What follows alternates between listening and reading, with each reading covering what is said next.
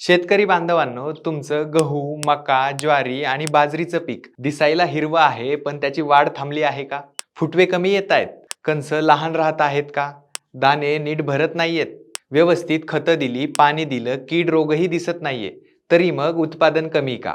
कारण असू शकतं झिंकची कमतरता. आज आपण धान्यवर्गीय पिकांमध्ये झिंकचं नेमकं महत्त्व काय आहे? झिंक कधी, किती आणि कसं द्यायचं? आणि शेतकरी सामान्यतः झिंक देताना कोणत्या चुका करतात यावर आज आपण सविस्तर चर्चा करणार आहोत. नमस्कार शेतकरी बंधूंनो, मी शुभम. सर्वप्रथम आपल्या सर्वांचे मनापासून आभार. आपल्या प्रेमामुळे आणि पाठिंब्यामुळे ॲग्रोस्टार मराठी या यूट्यूब चॅनलने 50,000 सबस्क्रायबरचा टप्पा पूर्ण केलेला आहे. असंच प्रेम देत राहा आणि उपयुक्त वाटणारे व्हिडिओ इतर शेतकरी मित्रांसोबत नक्की शेअर करा. गहू, मका, ज्वारी, बाजरी ही सगळी धान्यवर्गीय पिकं आहेत. पाहिलं तर आपण केळी, भात या पिकांना झिंक आवर्जून देत असतो, पण गहू, मका, ज्वारी या पिकांकडे अनेक वेळा झिंक देताना आपण दुर्लक्ष करतो. पण लक्षात ठेवा, धान्य पिकांना देखील झिंकची गरज असते. आजकाल पीक पेरपालट थोडासा कमी झालाय. म्हणजे काय तर भातानंतर गहू, गव्हानंतर मका आणि पुन्हा एखादं धान्य पीक, म्हणजे सगळे धान्यवर्गीयच पिकं. यामुळे काय होतं तर जमिनीत एकाच प्रकारचं अन्नद्रव्य सतत निघून जातं आणि मग झिंकची कमतरता जाणवू लागते. मग झिंक म्हणजे काय तर झिंक हे एक सूक्ष्म अन्नद्रव्य आहे. म्हणजे हे कमी प्रमाणात जरी लागत असेल तरी त्याचा परिणाम खूप मोठ्या प्रमाणात असतो. मग झिंक नेमकं काय काम करतं?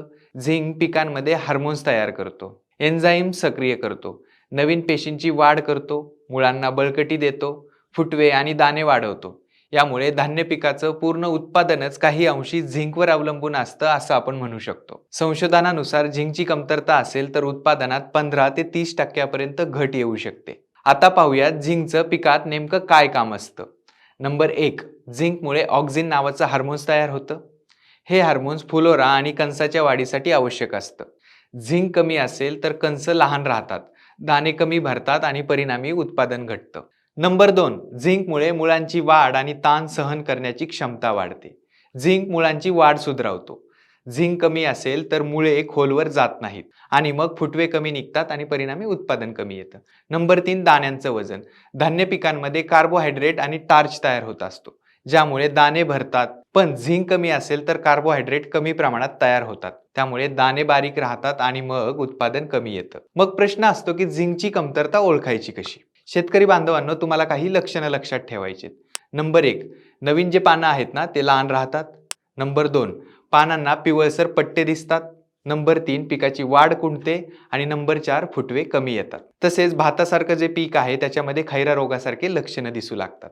दाणे लहान आणि अपूर्ण भरलेले दिसतात. अनेक वेळा शेतकरी काय करतात तर यालाच नत्राची कमतरता समजून जास्त युरिया देतात आणि मग ही समस्या अजून वाढते. शेतकरी बांधवांनो, झिंकचं एक वैशिष्ट्य आहे, झिंक जमिनीत फारसं हलत नाही. म्हणजे काय तर त्याची मूव्हमेंट जी असते ती जमिनीत कमी असते. त्यामुळे फक्त एकदाच झिंक देणं पुरेसं नसतं. पिकाच्या वेगवेगळ्या टप्प्यावर तुम्हाला 2 ते 3 वेळा झिंक देणं अतिशय गरजेचं आहे. आपण झिंक पिकात काय काम करतं, झिंकची कमतरता कशी ओळखायची यावर आपण चर्चा केली.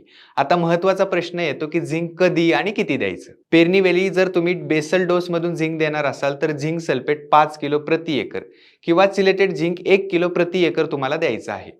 हा डोस तुमच्या पिकाच्या टिलरिंग पर्यंत उपयोगी पडतो. पहिली फवारणी तुम्हाला 20 ते 25 दिवसांनी म्हणजेच टिलरिंगच्या अवस्थेत करायची आहे. यात चिलेटेड झिंक 1 ग्राम प्रति लिटर पाण्यात म्हणजे 15 ग्रॅम प्रति पंप तुम्हाला फवारणी करायची. आणि मग दुसरी फवारणी तुम्हाला जी आहे ती फुलोरा अवस्थेत करायची. त्यात पुन्हा तुम्हाला चिलेटेड झिंक 1 ग्राम प्रति लिटर पाण्यात फवारणी करायची. यामुळे काय होणार आहे तर पिकाला फुलोरा चांगला येईल, दाणे पूर्ण भरण्यास मदत होईल आणि याने तुमचं उत्पादन जवळपास 3 ते 4 क्विंटलने वाढू शकतं. आणि हो, अल्कलाईन जमिनीसाठी एक गोष्ट आहे. जर तुमच्या जमिनीचा पीएच 8 किंवा 8.5 पेक्षा जास्त असेल आणि जमिनीचा जो TDS आहे तो 1000 आणि 1500 पेक्षा जास्त असेल तर तुमच्या जमिनीत झिंक सल्फेट टाकून काहीही फायदा होत नाही. अशा वेळी तुम्ही झिंक सल्फेट निंबोळी पेंड किंवा शेणखतासोबत द्यायला हवं किंवा जास्तीत जास्त भर तुम्ही फवारणीवर दिला पाहिजे. आता शेतकरी बंधूंनो, झिंक देताना काही चुका देखील तुम्हाला टाळायच्या आहेत. नंबर 1, फॉस्फरस युक्त जी खतं आहेत, मग DAP असेल, SSP असेल, याच्यासोबत तुम्हाला झिंक टाळायचंय. नंबर 2, फॉस्फरसचा जो अतिवापर आहे तो तुमच्या जमिनीत तुम्हाला टाळायचा आहे. आणि या चुका जर तुम्ही टाळल्या तर झिंकचा पूर्ण फायदा तुमच्या पिकाला आणि जमिनीला मिळू शकतो. तर शेतकरी बंधूंनो, झिंक हे एक सूक्ष्म अन्नद्रव्य असतं. तरी धान्य पिकाच्या उत्पादनात त्याची भूमिका खूप महत्त्वाची असते. योग्य वेळ, योग्य प्रकार आणि योग्य पद्धतीने झिंक दिलं तर नक्कीच तुमचं उत्पादन वाढेल. आणि हा व्हिडिओ उपयोगी वाटला असेल तर लाईक करा, इतर शेतकरी मित्रांना शेअर करा आणि ॲग्रोस्टार मराठी यूट्यूब चॅनलला सबस्क्राईब मात्र नक्की करा. अजून तुमचे काही प्रश्न असतील तर कमेंटमध्ये नक्की विचारा.